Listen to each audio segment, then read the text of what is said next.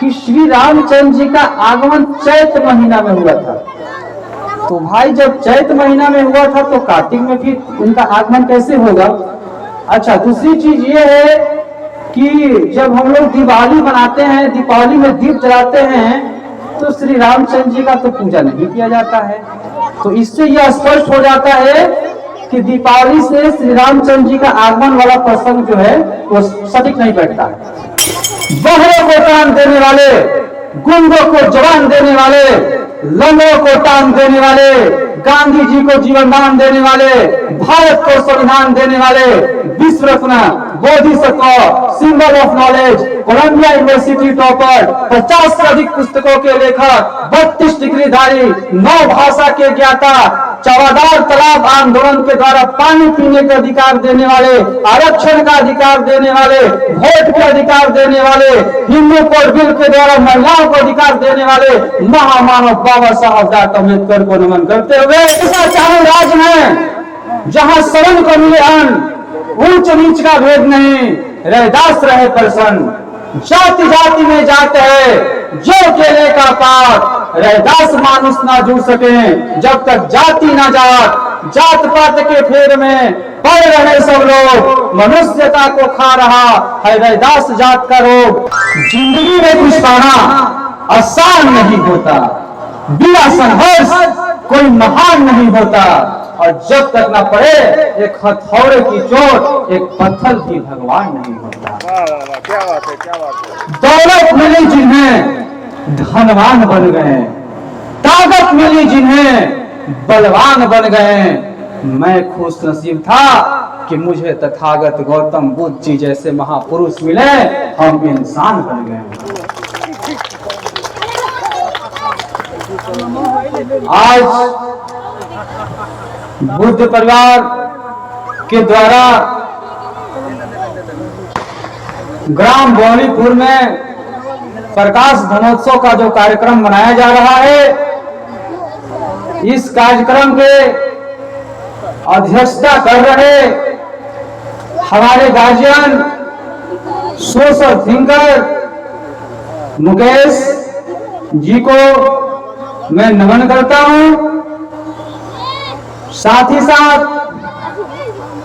इस कार्यक्रम में सफल मंच संचालन कर रहे हमारे गार्जियन मधुर मुस्कानधारी बुद्ध परिवार संघ के प्रदेश अध्यक्ष माननीय वीरेंद्र बौद्ध जी को भी नमन करता हूं। साथ में उनके सहयोग कर रहे हमारे एक और गार्जियन राकेश बौद्ध जी को भी मैं नमन करता हूं। साथ ही साथ आज के इस कार्यक्रम में जितने भी साथीगण, गार्जियन और जहां तक मेरी आवाज जा रही है, जितने लोग मेरे आवाज को सुन पा रहे हैं, मैं इस कार्यक्रम में सभी को हार्दिक अभिनंदन करता हूं, चरण वंदन करता हूं। आज प्रकाश पर्व के ऊपर हम लोगों का सबसे पहला सवाल ये उत्पन्न हो रहा है कि हम लोग प्रकाश पर्व क्यों मना रहे हैं। तो आज मैं 3 टॉपिक पे बात करूंगा। पहला, प्रकाश पर्व क्यों मनाया जाता है। दूसरा, अशोक चक्र भारतीय सनातन परंपरा का प्रकाश पुंज है। और तीसरा, तथागत गौतम बुद्ध का धर्म मानव सभ्यता के लिए प्रकाश पुंज है। ये 3 टॉपिक पे आज हम लोग चर्चा करेंगे। मैं अपनी बातों को विस्तार से रखूं, उसके पहले विश्व को शांति का संदेश देने वाले, एशिया के किरणपुंज कहे जाने वाले महामानव तथागत गौतम बुद्ध जी को मैं नमन करता हूं। भारत में 84,000 अशोक स्तंभ लगाने वाले, पशु चिकित्सालय की स्थापना करने वाले महान सम्राट अशोक जी को मैं नमन करता हूं। ऐसा चाहे राज में जहां सबन को मिले अन्न, ऊंच नीच का। राणा जी ना, हाँ जी। अभी अभी हमारे बीच राणा जी का आगमन हुआ है, इनका हार्दिक अभिनंदन करते हैं। तो ऐसा चाहे राज में जहां सबन को मिले अन्न, ऊंच नीच का भेद नहीं, रैदास रहे प्रसन्न। जाति जाति में जात है जो केले का पात, रैदास मानुष ना जू सके जब तक जाति ना जात। जात पात के फेर में पड़ रहे सब लोग, मनुष्यता को खा रहा है रैदास जात का रोग। जैसे जाति मुक्त भारत का संदेश देने वाले संत रैदास जी को नमन करते हुए, जाति न पूछो साधु की, पूछ लीजिए ज्ञान, मोल करो तलवार की, पड़ी रहने दो म्यान। जैसे समानता का भाव देने वाले संत कबीर साहब को नमन करते हुए, शिक्षा बिना नीति गई, नीति बिना गति गई, गति बिना बीत गया, बीत बिना सूत्र गए के नारों से शिक्षा की अलख जगाने वाले, भारत में सर्वप्रथम महिला महाविद्यालय की स्थापना करने वाले, भारत में सर्वप्रथम सत्य शोधक समाज की स्थापना करने वाले महामानव ज्योतिराव फुले और उनकी पत्नी माता सावित्रीबाई फुले को नमन करते हुए, बहरों को टांग देने वाले, गुंगों को जवान देने वाले, लंगों को टांग देने वाले, गांधी जी को जीवन दान देने वाले, भारत को संविधान देने वाले, विश्व रत्न बोधिसत्व, symbol of knowledge, Columbia University topper, 50 से अधिक पुस्तकों के लेखक, 32 डिग्रीधारी, 9 भाषा के ज्ञाता, चौबादार तालाब आंदोलन के द्वारा पानी पीने का अधिकार देने वाले, आरक्षण का अधिकार देने वाले, वोट के अधिकार देने वाले, हिंदू कोड बिल के द्वारा महिलाओं को अधिकार देने वाले महामानव बाबा साहब डॉक्टर अम्बेडकर को नमन करते हुए, हमारे समाज में जितने भी भारतवर्ष में वीर सपूत जन्म लिए, महापुरुष जन्म लिए, मैं सभी को नमन करते हुए एक बार फिर से आप सभी को अभिषेक मौर्य, संस्थापक बुद्ध परिवार बिहार, आप सभी को मैं नमन करता हूं, हार्दिक अभिनंदन करता हूं। साथियों, आज का जो हमारा विषय है प्रकाश पर्व, प्रकाश पर्व के बारे में हम लोग पहले समझ लेते हैं, उसके बाद जो आज का 2 टॉपिक है उस पे हम लोग चर्चा करेंगे। तो प्रकाश पर्व क्यों मनाया जाता है? प्रकाश पर्व को मनाने के पीछे कारण क्या है, यही जानने के लिए हम लोग उपस्थित हुए हैं, यही जानने के लिए हम लोग इस कार्यक्रम में आए हुए हैं। और सबसे अलग अलग मान्यताओं के अनुसार अलग अलग कहानियां हमको मिलती है। एक कहानी हमें ये मिलती है कि श्री रामचंद्र जी 14 वर्ष के बाद जब अपने वनवास को काट करके घर लौटे तो उनकी खुशी में दिए जलाए गए। तो उसलिए ये प्रकाश पर्व, जिसको दिवाली दीपदान उत्सव कहा जाता है, मनाया जाता है, ऐसा एक बात आती है। तो फिर जब मैंने धर्म ग्रंथ का अध्ययन किया तो उसमें पता चला कि श्री रामचंद्र जी का आगमन चैत महीना में हुआ था। तो भाई जब चैत महीना में हुआ था तो कार्तिक में फिर उनका आगमन कैसे होगा? अच्छा, दूसरी चीज ये है कि जब हम लोग दिवाली मनाते हैं, दीपावली में दीप जलाते हैं, तो श्री रामचंद्र जी का तो पूजा नहीं किया जाता है। तो इससे यह स्पष्ट हो जाता है कि दीपावली से श्री रामचंद्र जी का आगमन वाला प्रसंग जो है वो सटीक नहीं बैठता है। तो चलिए दूसरी प्रसंग की बात करते हैं।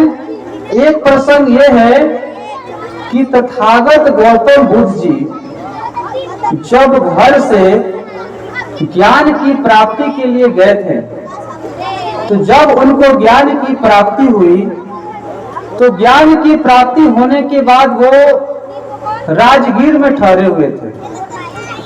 जब उनके पिताजी को यह ज्ञात हुआ कि मेरा बेटा ज्ञान प्राप्त करके राजगीर में ठहरा हुआ है, तो उन्होंने अपने दूत को भेज करके उनको अपने राज्य में आने का निमंत्रण दिया।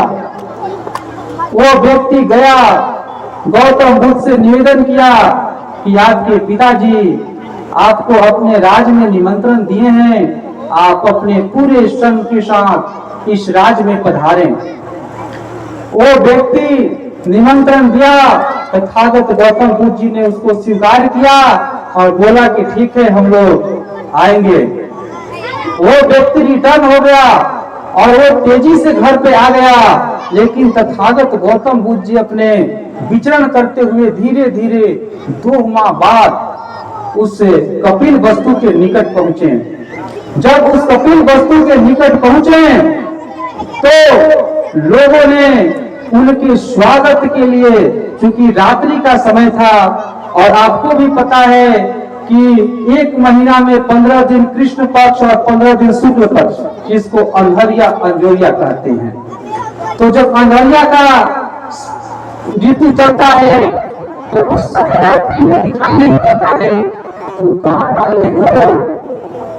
दिवाली से 2 दिन पहले, दिवाली के 2 दिन पहले जब उनको ये सूचना मिला कि तथागत गौतम बुद्ध जी अब हमारे क्षेत्र में आ गए हैं, तो उन लोगों ने सोचा कि चलो उनको आने में रास्ते में कठिनाई ना हो, इसलिए रास्ते में हम लोग दिया जलाएं। तो अगले दिन उन लोगों ने रात्रि में पूरा दिया जला करके पथ को रोशन करने का काम किया और राज्य में सबको दिया बांटा गया कि जिसको जितना दिया जलाना है दिया जलाइए। तथागत गौतम बुद्ध जी बहुत वर्ष बाद लौट रहे थे, सबको उत्सुकता थी, तो उनके रास्ते में कोई जीव जंतु या कोई उनको असुविधा ना हो आने में, पूरा दिया जलाया गया और शाम पर दिया जलाया गया। तो वही एक दिन पर शाम का दिया निकालते हैं और वो दिया घर के बाहर निकालते हैं, आप लोग ध्यान रखिएगा, जम के दिया। तो जम का दिया का मतलब क्या हुआ कि उस समय हम लोग जम के दिया जलाए थे, जिसको जितना मन किया दिया जलाया, ताकि तथागत गौतम बुद्ध जी के रास्ते में आने में कठिनाई ना हो। जब उस दिन जम के दिया जला, तथागत गौतम बुद्ध जी अगले दिन आकर के बगल वाले बगीचे में रुके हुए थे और दूसरी रात्रि जब वो पुनः राजमहल में पहुंचने का हुआ तो उस समय फिर से दिया जलाया गया और उसको हम लोग क्या कहते हैं, बड़ी दिवाली। एक छोटी दिवाली, एक बड़ी दिवाली। तो वो दिवाली जो हम लोग घर के अंदर दिया जलाए, तो अभी दिवाली के दिन हम लोग घर के अंदर दिया जलाते हैं और उसके दिन पहले बाहर जाके दिया निकालते हैं, तो वो जम का दिया हो गया और ये घर का दिया हो गया। एक चीज हम और बताना चाहते हैं, धनतेरस। धनतेरस क्या है? तो तथागत गौतम बुद्ध जी का जब आने का सूचना प्राप्त हुआ, तो आपको भी पता है कि 15 दिन का अंजोरिया, 15 दिन का अंधरिया होता है। 15 दिन के बाद पूर्णिमा आएगा, 15 दिन के बाद अमावस्या आएगा। तो जब 13वीं आता है तो उसके बाद 14वीं आएगा, 15वीं आएगा, तो पूरा अमावस्या आ जाएगा। उसके बाद फिर से एकम दूज शुरू हो जाएगा। तो जो 13वां दिन था अंधरिया का, और वो आए थे 14वां दिन, जिसको जम का दिया कहा जाता है, जम का दिया जला। तो 13वां दिन उस पूरे राज्य में पूरे धान की खरीदारी हुई, ताकि वो जब पूरे संघ के साथ आए तो उनके खाने पीने में कोई कमी ना हो, रहने बैठने उठने में कोई कमी ना हो। तो वही 13वां दिन पूरे धान की खरीदारी की गई। कोई झाड़ू खरीदा, कोई कुछ खरीदा, कोई बर्तन खरीदा, भाई गौतम बुद्ध हमारा घर आ जाइए तुम्हें का खियाए। तो सब लोग अपने अपने चीजों से खरीदारी किए, तो वही धनतेरस, तो वही धनतेरस हो जाता है। उसके बाद 14वां दिन जम कर दिया हुआ, 15वां दिन अपने आए और उसकी बिहान भैला तथागत गौतम बुद्ध जी ने धन देना शुरू किया, धन देना शुरू किया। तो उसी को कहते हैं गौतम धम देशना। गौतम धम देशना, तो वह गौतम से क्या बन गया? गोधन। गौतम धम, गौतम धम देशना, तो वही गोधन, उसको गोवर्धन भी आदमी कह देता है, तो वही होता है गौतम धम देशना।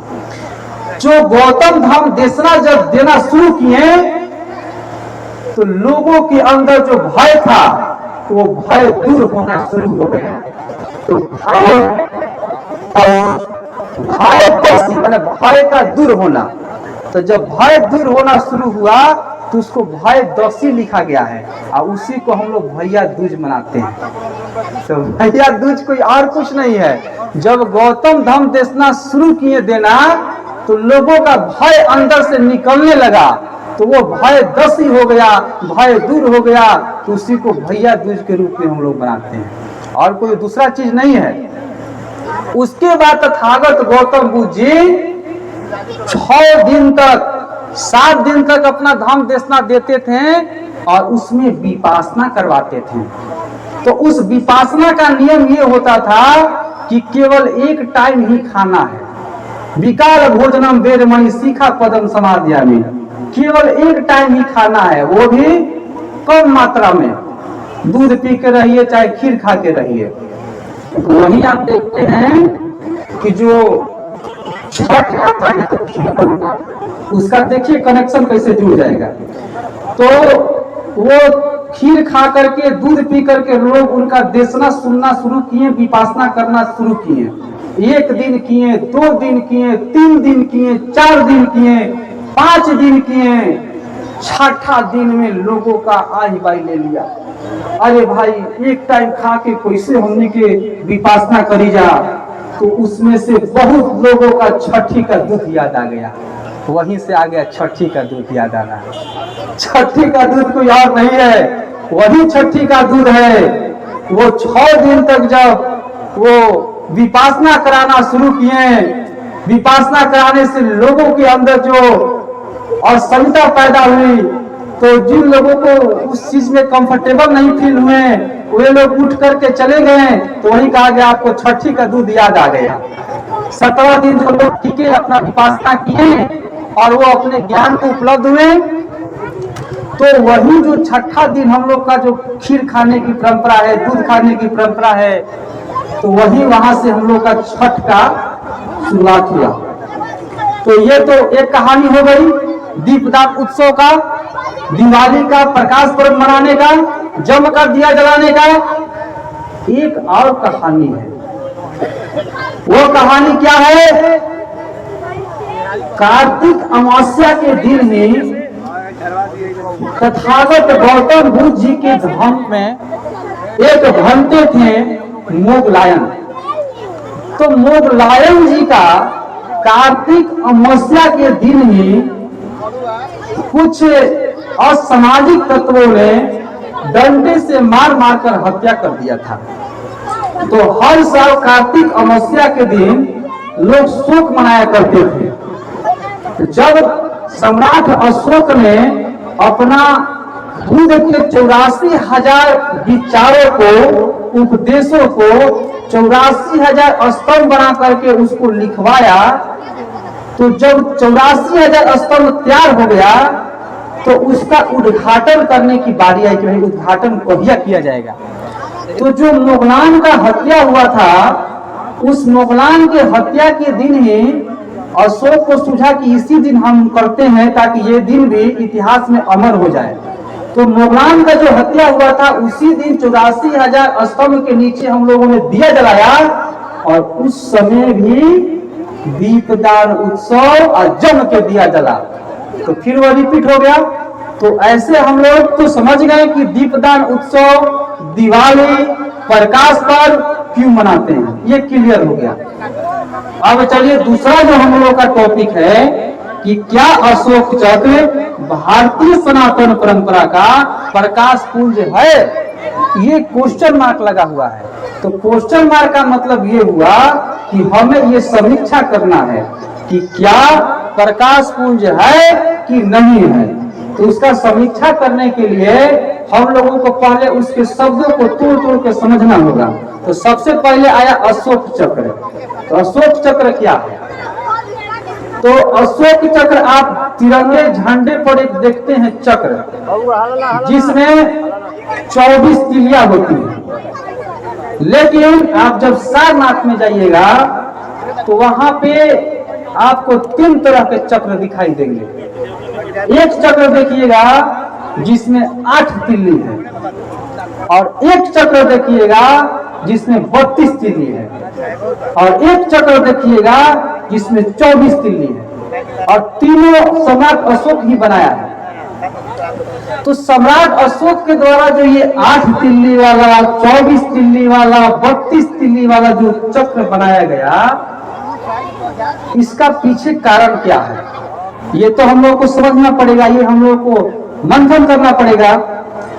और तीनों को ही धम्म चक्र कहा जाता है। 8 तिल्ली वाले को भी धम्म चक्र कहा जाता है, 24 तिल्ली वाले को भी धम्म चक्र कहा जाता है, 32 तिल्ली वाले को भी धम्म चक्र कहा जाता है।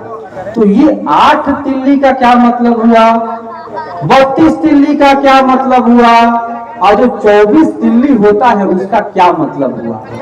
तो सबसे पहले 8 तिल्ली पे बात करते हैं। तो तथागत गौतम बुद्ध जी ने दुख से निवारण होने का अष्टांगिक मार्ग दिया। वही अष्टांगिक मार्ग 8 तिल्लियों के द्वारा प्रदर्शित किया गया। ये तो क्लियर हो गया 8 तिल्ली कहां से आया। अब आते हैं 32 तिल्ली पे। तो जो 32 तिल्ली है वो तथागत गौतम बुद्ध जी के 32 गुणों को प्रदर्शित करता है। चूंकि पहले गौतम बुद्ध की मूर्ति नहीं बनाई जाती थी, तो उस समय उनके गुणों को 32 चक्र में बना करके एक सिंबल के रूप में उपयोग किया जाता था। तो 32 चक्र गौतम बुद्ध का प्रतीक है। जहां भी देखिए 32 चक्र समझिए कि गौतम बुद्ध का सिंबल है। वो 32 गुणों में, उनमें 32 गुण था। वो आप देख सकते हैं, आप YouTube पे सर्च कर सकते हैं कौन कौन गुण था। तो 32 गुण के लिए 32 तिल्ली हो गया, अष्टांगिक मार्ग के लिए 8 तिल्ली हो गया। अब आ गया भाई अशोक के चक्र जो भी झंडे पर है, इसमें 24 तिल्ली कहां से आ गया। कि 24 तिल्ली का क्या मतलब है। 24 तिल्ली जो होता है उसका आखिर कहां से लिया गया है, वो क्या है, ये तो क्वेश्चन आएगा। जब हम ये समझेंगे तब तो हम आगे बढ़ेंगे कि हमारे लिए प्रकाश पुंज है कि नहीं है।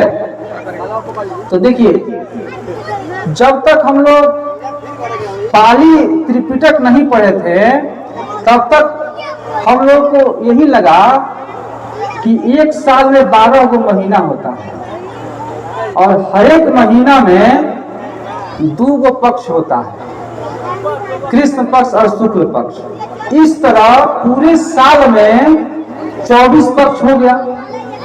तो पूरे साल के 24 पक्ष को दर्शाने के लिए 24 तिल्ली है। पहले हम लोग को यही लगता था, और कहीं कहीं इसका डेफिनेशन भी आप कहीं देखिएगा। लेकिन जब हम लोग पाली त्रिपिटक का अध्ययन किया तो उसमें पता चला कि तथागत गौतम बुद्ध जी ने प्रतीत्य समुत्पाद का सूत्र दिया है।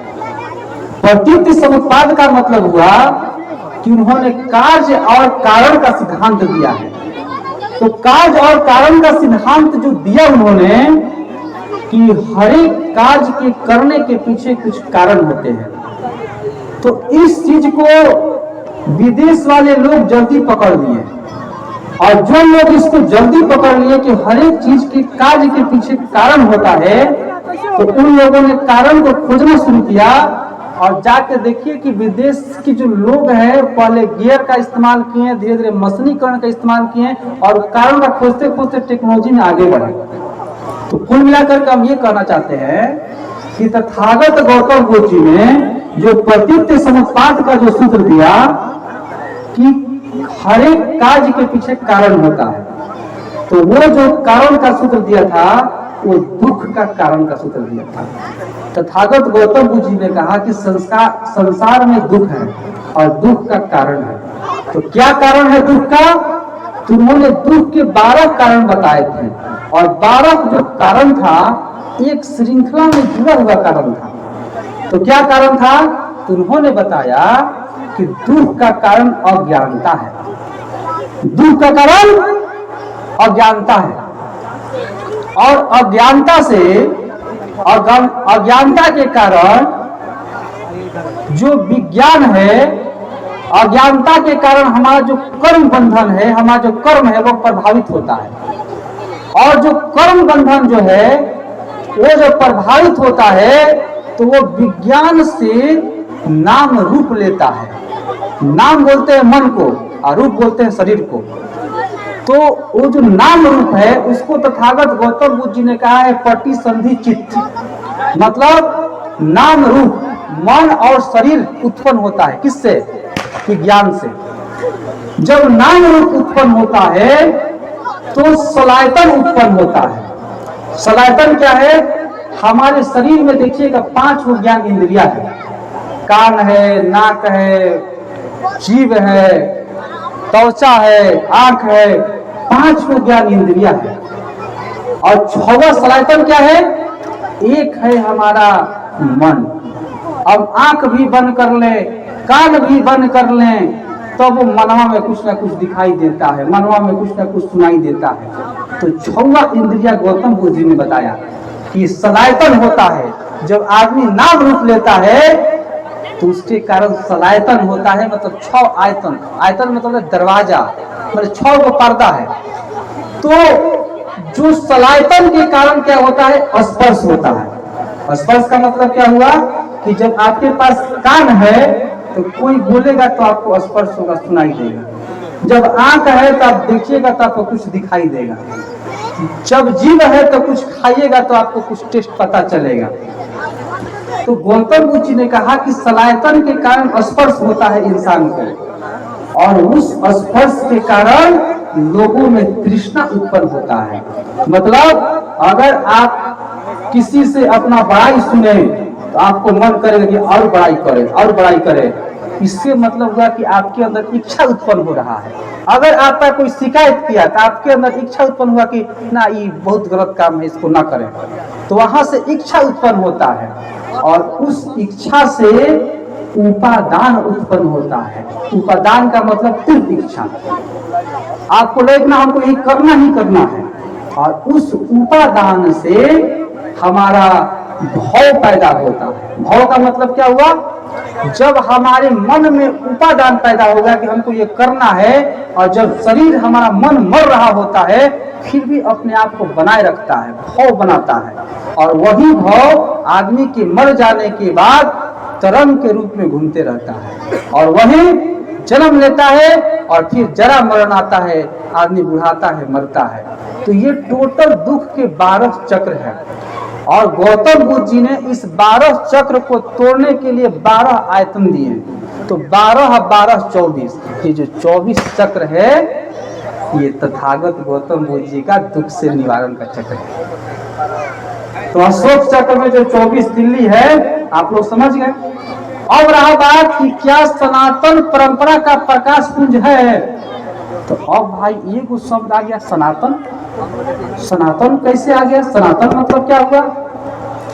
तो सनातन का मतलब हुआ तथागत गौतम बुद्ध जी ने अपने त्रिपिटक में लिखा है इस धम्मो सनातनो, ये धम्म ही सनातन है। सनातन का मतलब होता है जो आदि काल से सच है, आदि काल से चल रहा है।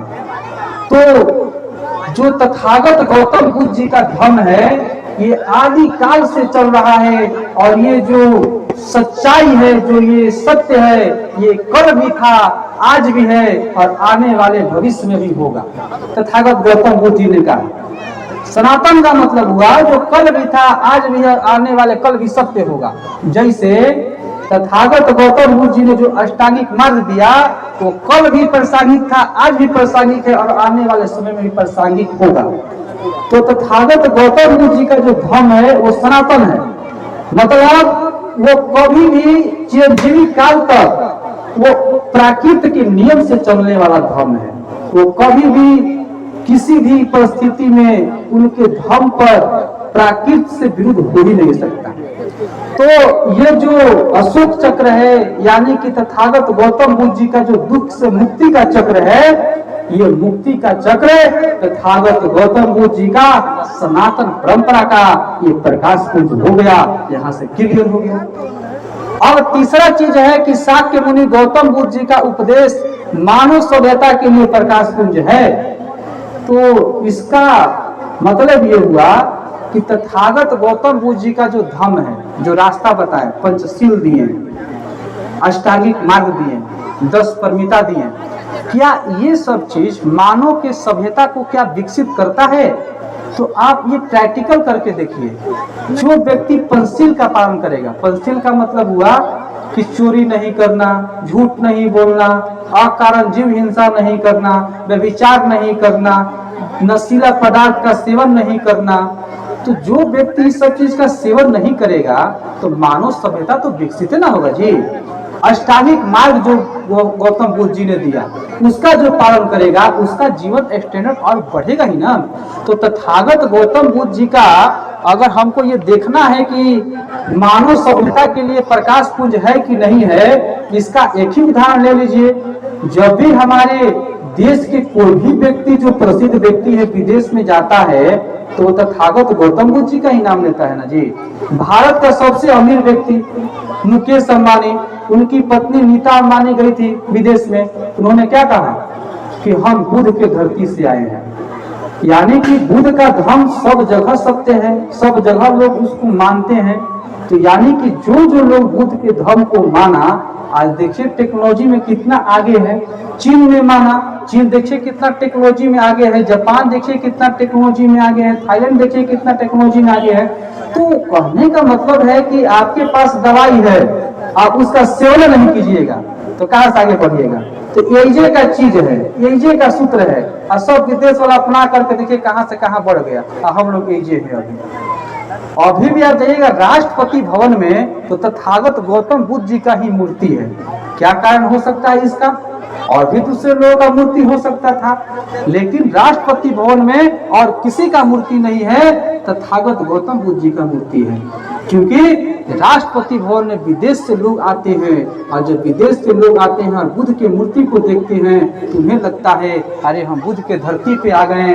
और बुद्ध का जो सिद्धांत है, उस सिद्धांत के कारण भारत से उनका संबंध मजबूत हो जाता है। तो तथागत गौतम बुद्ध जी का धाम पूरे विश्व के लिए टेक्नोलॉजी में, तकनीक में और मानव सभ्यता को ऊंचा करने वाला बना। ये बहुत ही हम लोगों को विडंबना की बात है कि आज हम लोग इस धर्म को भूल गए, धर्म से दूर हो गए। और यही कारण है कि आज हम लोग जाति में बट गए, यही कारण है कि आज हम लोग पाखंड में फंस गए। अगर तथागत गौतम बुद्ध जी के धर्म को अगर हम लोग पढ़ लें तो फिर से हमारा समाज एकत्रित हो सकता है, फिर से हमारी तकनीक उच्च क्वालिटी की हो सकती है। इसे आज समय है कि तथागत गौतम बुद्ध जी को पढ़ा जाए, तथागत गौतम बुद्ध जी के विचारों को सुना जाए और उसे आत्मसात किया जाए। तो वह दिन दूर नहीं कि हमारा देश फिर से सोने का चिड़िया हो जाएगा। तथागत गौतम बुद्ध जी का जो प्रकाश है, उसी प्रकाश को प्राप्त करने के लिए ना ईति सिंह आया, फाहियान आया, चीनी यात्री हेमसांग आया। ये सब किस लिए भारत आते थे? तथागत गौतम बुद्ध जी की इसी प्रकाश पुंज को लेकर के अपने देश में गए और उनका देश देखिए कितना आगे बढ़ गया। तो आज जरूरत है साथियों, हमें तथागत गौतम बुद्ध जी को समझने का, तथागत गौतम बुद्ध जी को जानने का, उनके उपदेशों को आत्मसात करने का। और लास्ट में मैं एक बात करके अपने वक्तव्य को समाप्त करूंगा कि जिंदगी कांटों की सैर है, जिंदगी कांटों की सैर है, हौसला इसकी पहचान है। रास्तों पे तो सभी चलते हैं, लेकिन जो नई राह बनाए वही सफल इंसान है, वही सफल इंसान। धन्यवाद।